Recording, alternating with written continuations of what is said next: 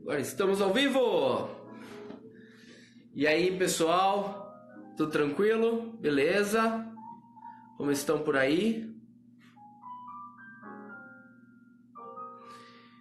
Bom, vambora falar dos assuntos que a gente precisa falar, né? A gente tem aí algum problema?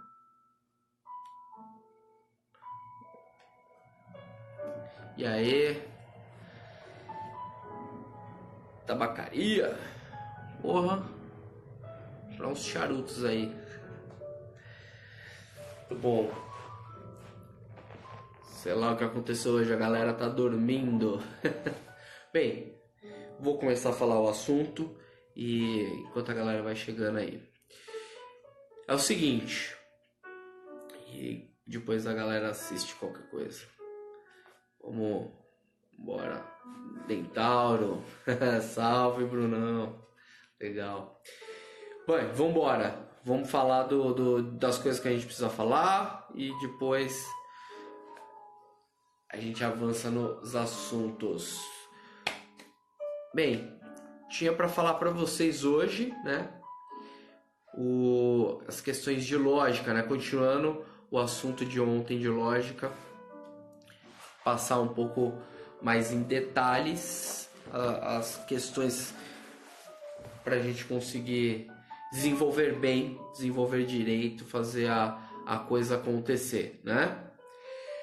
Então ontem tinha passado 3 exercícios para a gente começar a resolver e que eram exercícios que visavam entender o raciocínio lógico ali em relação até onde eu chego com aquela pessoa, tanto tempo, né?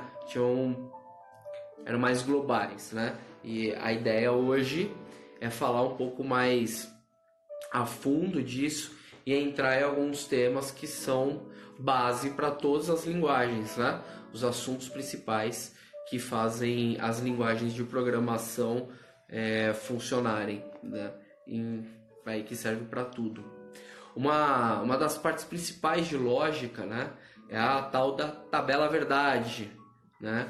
A tabela verdade, cara, ela vai permear toda aí sua vida no desenvolvimento, né?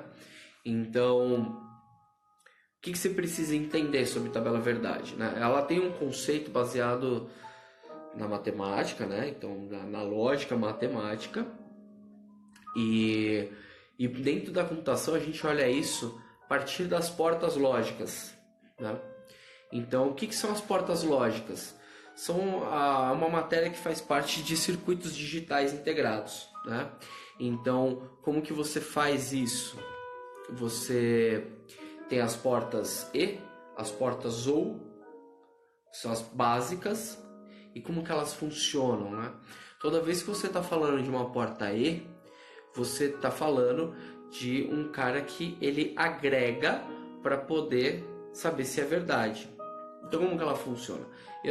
Se eu tiver uma verdade e uma outra verdade, vai ser verdadeiro. Se eu tiver uma verdade e uma outra entrada que é falsa, vai ser falso. Se eu tiver uma entrada falsa com uma entrada verdadeira, vai ser falso também. E se eu tiver uma entrada falsa com outra falsa, vai ser falso. O que significa isso, verdadeiro ou falso, né? Ele vem do conceito do 0 volts e dos 5 volts, que representam o 0 binário e o 1 binário. Por isso que a gente fala verdadeiro ou falso, né? O 0 é sempre o falso, né? É 0 volts, é nada. E o 1 é o 5 volts, que é o verdadeiro. Então, quando você olha uma tabela E, né, agregadora, você só tem verdade se todas as entradas forem verdades. Então imagina lá que você precisa fazer uma condição. Aí eu tenho lá, se a variável x é vazia, né? Vamos dar um passo para trás. Se a variável x não é nula, se a variável x não é vazia, se a variável x tem mais do que tantos caracteres, então entra dentro do if. Esse é um exemplo prático, você usa isso o tempo inteiro.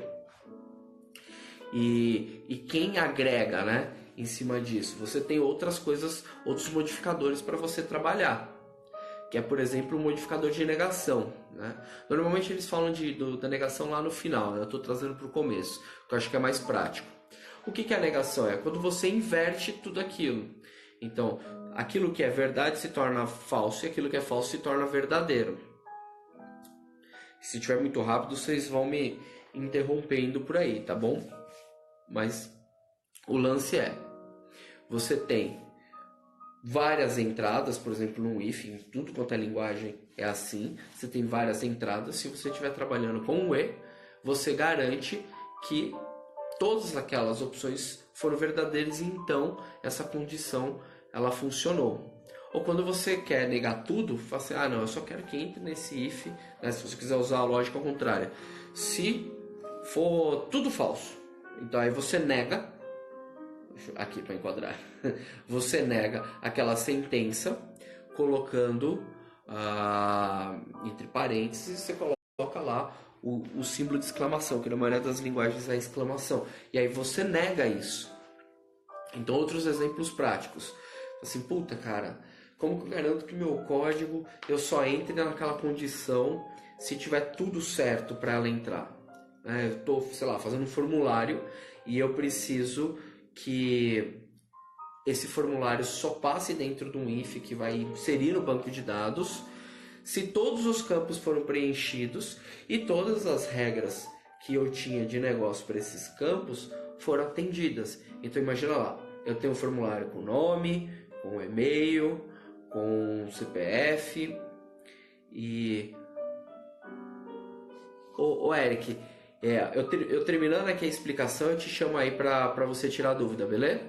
Aguenta aí, deixa marcado aí que eu já chamo. Mais uns minutinhos eu termino o tema e a gente entra para as dúvidas. Então vamos embora. Então, se eu quero fazer uma série de agregações, né? Então eu tenho lá nome, CPF, e-mail, sexo, por exemplo. Então eu falo assim, putz, eu só quero que esse formulário grave as coisas dentro do banco de dados, uma vez que o nome, o CPF, o e-mail e o sexo estejam preenchidos. E como que eu faço para validar isso? Se não veio preenchido, você está trabalhando numa linguagem que estoura aquele famoso no pointer, né? Que aí na falha de segmentação, nas linguagens C, essas linguagens mais antigas, no pointer, no Java, acho que no C Sharp também é alguma coisa parecida, tem um nome parecido, e outras linguagens da undefined, né? Quando você está falando num JavaScript, como que você faz? Você verifica se aquele cara tem algum conteúdo lá dentro, se ele é um cara instanciado, né? Significa que é diferente de null. Aí você vai, beleza, todos esses caras são diferentes de null? Beleza, vamos pro próximo. Você olha se a variável x lá que você está olhando, né? Variável, nome, não sei o que lá. Elas não são vazias, ela tem algum conteúdo ali dentro e pronto. Isso aí já é uma condição básica para você poder gravar. Obviamente, se você estivesse fazendo um formulário inteiro, né? Você estaria vendo os tamanhos para não estourar no banco de dados, se o nome entrou até 100 caracteres, se o e-mail tem alguma validade, né? Você estaria enriquecendo isso. Mas no geral, né, o que você vai fazer? Você vai colocar essas condições num e, né? Então, se todas essas forem verdade, eu quero que vá para frente e faça persistência. Assim que o e funciona. Então, recapitulando, para que o e seja verdadeiro, você precisa ter todas as entradas verdadeiras, porque ele é serial, né? Ele não é paralelo.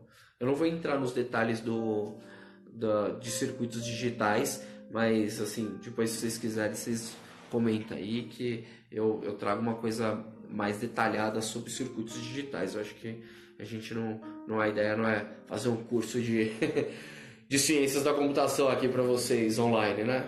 Não vai ter diploma depois não, hein? Vou montar a Universidade do Thiago. Logo eu que sempre critico essa história de fazer faculdade. Mas, em contrapartida a isso, né? Você tem o OU. Cara, o OU ele funciona exatamente ao contrário do E. Então, como que para ele funciona? Se tiver uma condição verdadeira, para ele já está satisfeito. Então, quando você tem verdadeiro e verdadeiro, vai dar verdadeiro. Quando você tem verdadeiro e falso, vai dar verdadeiro. Quando você tem falso e verdadeiro, vai dar verdadeiro. E quando você tem falso e falso, aí sim é falso. Tá? Então, o ou ele já é paralelo. Então, quando eu tenho, para ter uma condição sendo falsa no ou, eu preciso que as duas sejam falsas, né? Que é exatamente o diferente de como o e funciona, né? Para ela ser falsa, basta uma delas ser falsa, que já é falso. Como que eu uso isso, né? Imagina aquele exemplo lá do formulário, se eu quisesse dizer que o sexo é opcional. Putz, não, olha, eu só preciso garantir o nome, o e-mail, o CPF, o sexo é opcional. Se o cara não quiser preencher, tudo bem. Então, como que eu teria? Eu teria lá, e aí eu já estou avançando aqui o nível para a gente encadear as coisas.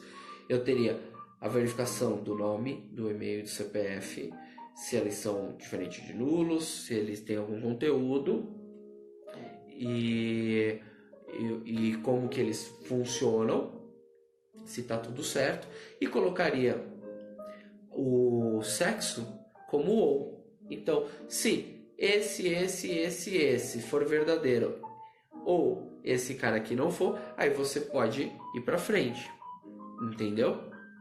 Recapitulando que esse cara é complicado, é onde sempre a gente tem dúvida na hora de fazer as implementações.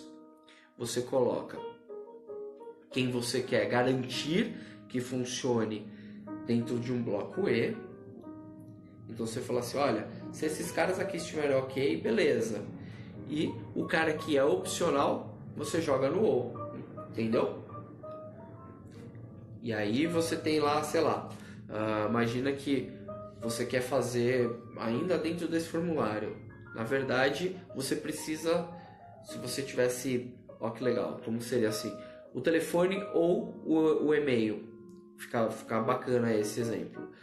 Então, para mim, não importa se é o telefone ou se é o e-mail, eu preciso ter um dos dois. Então, como que você teria? Poxa, se tem telefone ou se tem e-mail, passa. Como que fica isso? Fica assim, pô, if, né, se, né, se fosse algoritmo. O telefone é vazio e diferente, e o telefone é diferente de null e tem algum conteúdo dentro? Não, então eu vou olhar o e-mail. O e-mail ele é vazio e tem algum conteúdo dentro? Sim, então ele entra. E aí você faz a persistência, assim que você faz um ou outro. Aí esse exemplo fica melhor, é mais tangível de você entender. Mas essas são as duas operações que você mais usa assim, no seu dia a dia quando você está desenvolvendo. Quando você está desenvolvendo, cara, é o tempo inteiro isso. Você precisa colocar essas duas operações juntas para as coisas funcionarem, né? Então, era isso, né? Ainda sobre a lógica. Fazem aí os exercícios, né? Tem ali nos destaques, eu deixei algumas tabelas, verdade, ali. Você faz um exercício de mesa para ver como que fica e me manda para eu dar uma olhada, tá? Eu vou chamar aqui quem estava querendo falar. Deixa eu ver se eu acho aqui quem foi que me chamou. Eu não sei se fica histórico disso. Acho que foi o Eric, né? E aí, Eric, vou te chamar aí, cara. 5, 4, 3, 2, 1. Acho que o Eric caiu por aí. E se tiver por aí, você chama aí, Eric.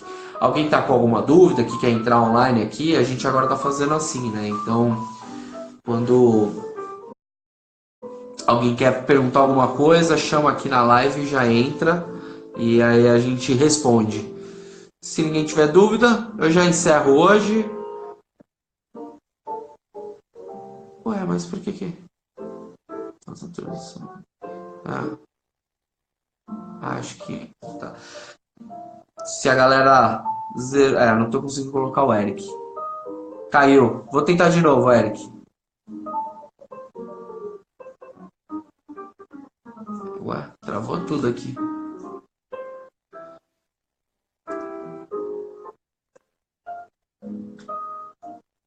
Dá sim, cara. Manda por aí. Sem problema.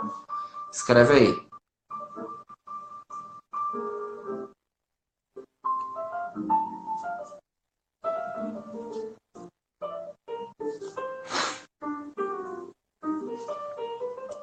Tem a caixinha de perguntas também.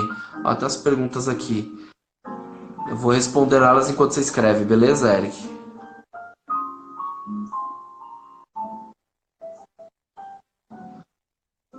Pô, mais cedo tinham perguntado, né, do Ionic ou React Native.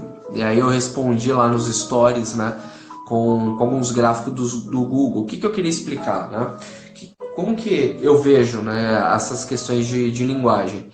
Para fazer sentido você investir tempo, você tem que olhar a tendência de como estão as coisas. O Ionic, ele vinha crescendo forte, né? E aí depois que depois começou a cair, né? Nesse ano ele começou a cair. Então, cara, cai pro React Native, cara. Eu acho que ele veio para ficar e vai dominar a internet. Fala, Suelen. Ó, tem uns 15 anos mais ou menos que eu programo. Eu tô nessa vida.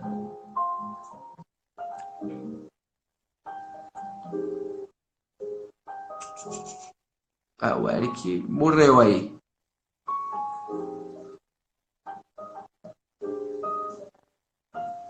Opa, mandou.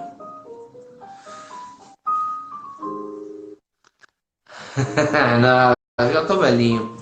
Então, cara, pro JavaScript, né, aí, Eric, se você quiser perguntar alguma coisa um pouco mais objetiva, chama aí no vídeo, aí você pergunta, mas no JavaScript, tudo que você faz é basicamente trabalhando de forma síncrona, principalmente requisições, né?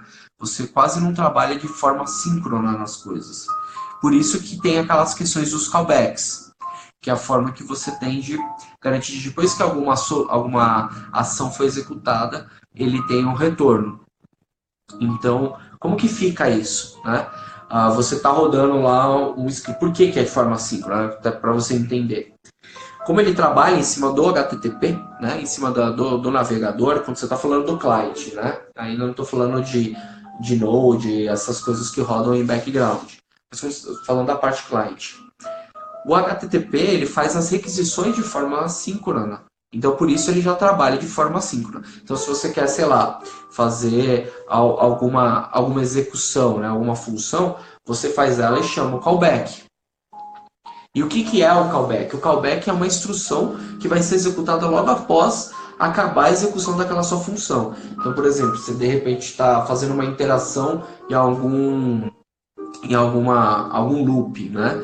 Então, pô, quando terminar isso aqui, você chama aquele cara. Esse é o tal do callback. Você consegue chamar a função callback em qualquer lugar e passar uma outra função para ela executar. Agora, quando você está do lado do servidor, que você está trabalhando com Node, com essas coisas, aí isso fica muito mais evidente. Porque eles trabalham quase que num conceito, aí não é exatamente isso, não vão distorcer depois e me tacar pedra, mas é quase no conceito de pipeline. Então você faz tudo via callback. Aí o que os caras fizeram? Inventaram as promises, né? Porque isso ajuda a você fazer um código mais inteligível, né? Porque senão fica um código bizonho, né? Você chama uma função aqui, que chama outra função, que chama outra função, e cara, ninguém entende aquela porra, né? Então, você pode fazer e falar assim, cara, quando essas promessas, o que é uma promise, né? Ele diz assim, olha, quando terminar aquele código, você executa isso aqui. Você faz uma promessa e aí ele faz quase um controle de farol ali, é quase praticamente um conceito de multithread. E aí você faz o controle de farol dizendo, olha, terminou esses caras, executa isso, executa aquilo. E assim você consegue controlar as coisas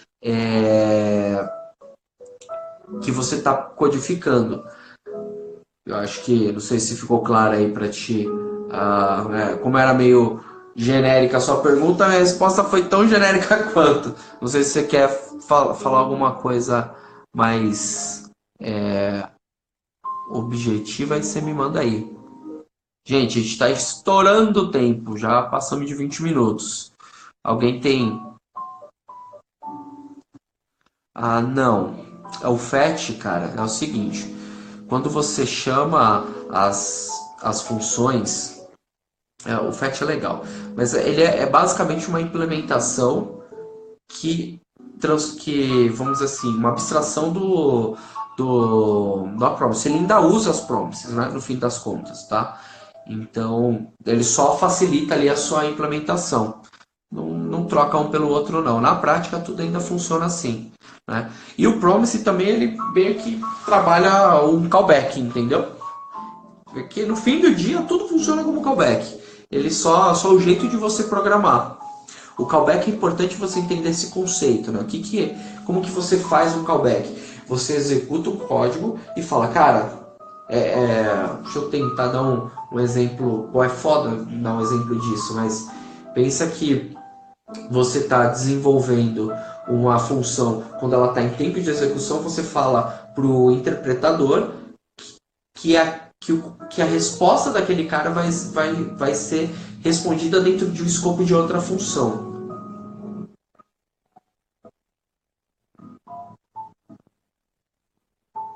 O que fala, Suelen? O que você não entendeu sobre as funções? As funções de JavaScript, o callback?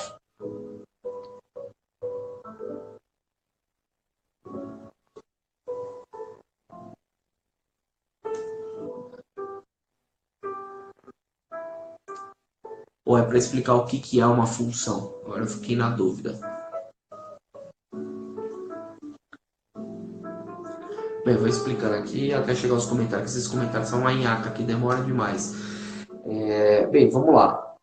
O que são as functions Tá bom. O que são as functions no JavaScript e nas linguagens em geral? As funções, elas são trechos de código que você coloca dentro de um escopo específico para serem executadas mediante algum comando de um programa. Puta, vai transcrevendo esse conceito todo em palavras normais, né? A função é um bloco reutilizável de código. Ou seja, por exemplo, se eu quero... se eu todo dia eu saio para jogar bola, por exemplo, eu criaria uma função que vai jogar a bola, né? Então, esse ato de eu fazer alguma coisa repetitiva, eu trago para dentro do conceito de programação em funções. Tá, boa. Mas é isso. Então, aí a hora que você está programando, no JavaScript especificamente, você tem essa maneira de trabalhar com callbacks, que é bem útil, eu gosto bastante. Só que quando eu faço isso, eu deixo o código só eu entendo. Aí eu tenho que ficar meio policiando para não fazer cagadas. Mas senão fica o código que só o Joãozinho aqui entende. Aí, Isa, beleza? Bem, meu povo, já estou chegando no final. Não sei se alguém tem mais alguma pergunta. Deixa eu ver se eu esqueci de alguma coisa que eu precisava falar. Eu acho que não. Acho que amanhã a gente mata o assunto de lógica, assim, da introdução disso, para a gente começar a falar dos algoritmos e seguir nas linguagens. E aí, se alguém tiver alguma dúvida, senão eu já vou encerrando, que a gente já estourou nosso tempo, aí depois vocês ficam reclamando que eu falo demais. Mas é isso então, pessoal. Obrigado por vocês estarem aí. Qualquer coisa vocês vão me avisando aí nos stories, me avisa aí, comenta as coisas, que eu vou ter o maior prazer de responder para vocês, tá bom? Um abraço, boa noite, fique com Deus.